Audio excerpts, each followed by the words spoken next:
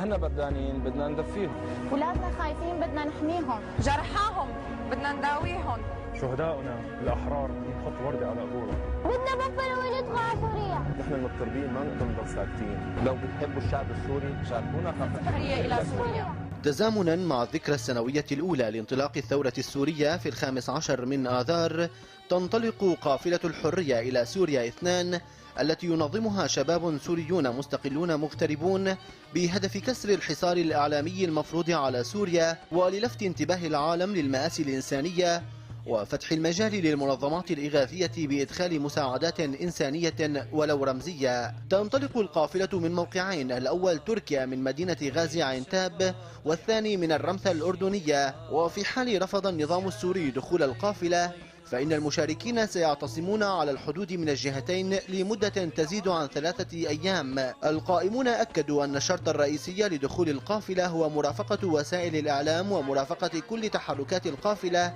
في المناطق المنكوبة داخل سوريا. كما وجه القائمون دعوات لكل الجمعيات الخيرية ومنظمات الإغاثة في العالم كما اللجان والمؤسسات الحقوقية الدولية للمشاركة من أجل تسجيل أي انتهاكات ترتكب بحق القافلة والمشاركين بها وللقيام بواجبها تجاه الشعب الأعزل في الداخل السوري.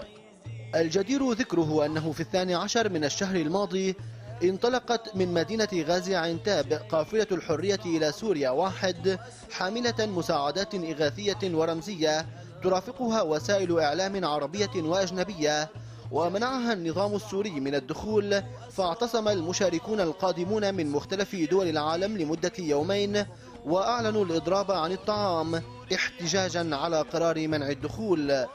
وقد كان ملفتا قلة المنظمات الحقوقية المشاركة في القافلة رغم توجيه دعوات رسمية للعديد منها.